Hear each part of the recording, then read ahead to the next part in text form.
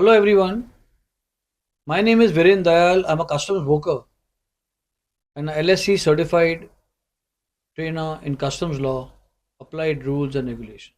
Now I'm going to discuss the second part of the Customs Act 1962 from chapter 6 to chapter 10.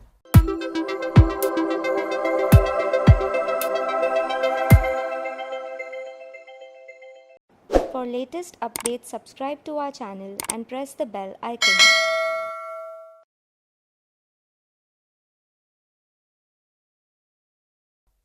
The next chapter, chapter 6, what I personally call as control of conveyances, pertains to how a conveyance would mean here a vessel, that is a ship, an aircraft, or any vehicle, when they enter India, what are the provisions relating to coming into India, how they should come only at a customs port or a customs airport or a land customs station across the Indian border, and what are the other regulatory requirements such as filing a manifest or an import report in advance,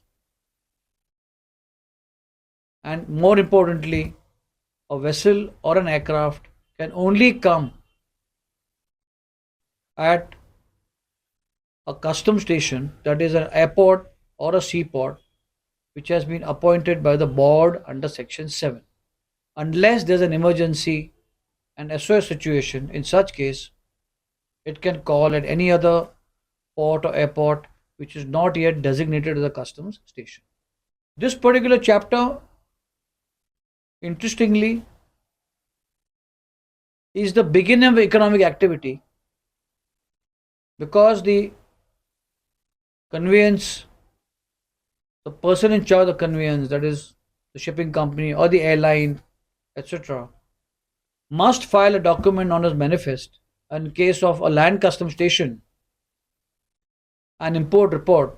Till that time, no goods can be unloaded and taken for clearance purposes. And therefore, I designate this particular chapter as control of conveyances.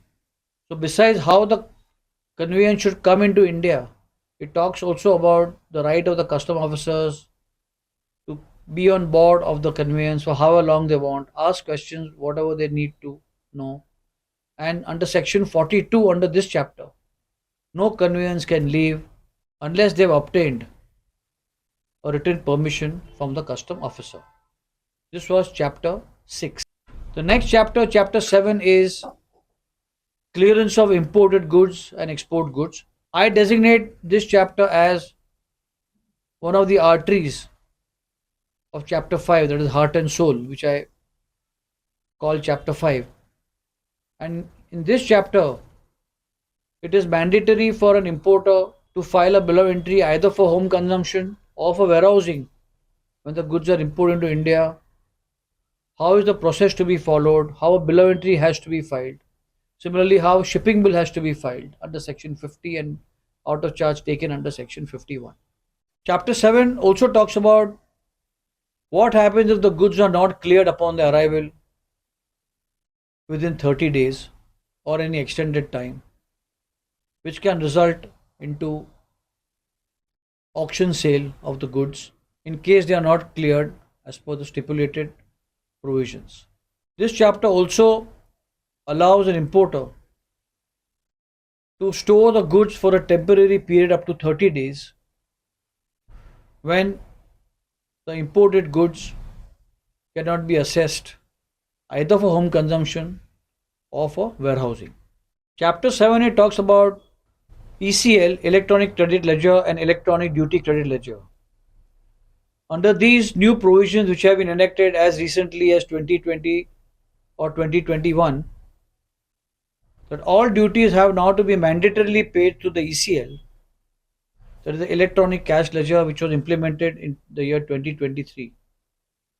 And the electronic duty credit ledger would be the credit of all incentives and reward schemes, which was hitherto being done by a script issued by DGFT in paper form, and will now be issued only in electronic form, and therefore these provisions are made. Next chapter, chapter 8, talks about transit and transshipment of goods. This chapter tells us what are the provisions when goods are transited from one place to another place, or they are transshipped from one place to another place by a different mode of transport. For example, the containers may come by ship, then they are offloaded in the port, and then they take a train of Container Corporation of India, Concor, to various hinterland places like Inland Container Depot and so on. This chapter also makes it clear that the rate of duty applicable to goods transited or transshipped will be the rate which was in force on that particular conveyance on its first arrival in India, and not on reaching the place of transit or transshipment. Chapter 9 is warehousing. The three kinds of warehouses in India under the Customs Act: the public warehouse, the private warehouse, and the special warehouse category under Section 58A, which was introduced on the 14th of May 2016. This chapter talks about how goods have to be warehoused in a public warehouse, the warehousing bond to be given under Section 59, how private warehouses are licensed, and how special warehouses are licensed. What kind of goods can be kept in a special warehouse are mentioned in detail. So, with effect from 14th of May 2016, the provision of appointment of a public warehouse has now been changed to licensing of a public warehouse, besides licensing of a private warehouse and also licensing of a special warehouse. Therefore, the government now encourages private partnership in licensing public warehouse where goods can be stored. This chapter also talks about for how long goods can be stored. Manufacturing can be done in bond and the related provisions for manufacturing. The interest to be paid in case the goods are not cleared within 90 days from a public warehouse, and so on. The next chapter is chapter 10. Chapter 10 talks about drawback. This chapter mainly gives back duties paid by way of a rebate when goods which are manufactured in India, whether with imported material or not, instead of being used in India, are exported, and the government gives back rebate by way of a drawback, that is drawing back, taking back the monies since the goods are now being exported.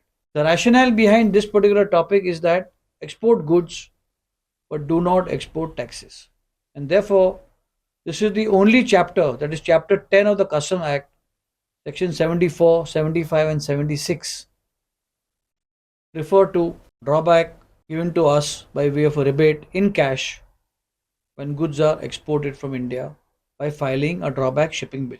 This chapter commences with section 74.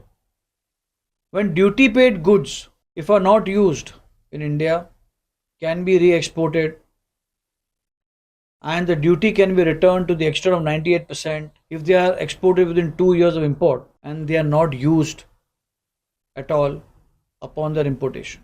This section also talks about goods taken into use after their import which have been duty paid, and depending upon the period and duration of use,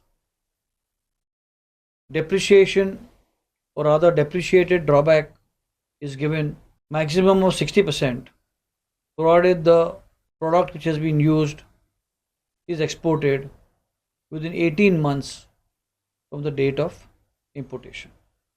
So depreciated drawback would be coming down in a descending order depending upon the duration of the goods used upon their importation.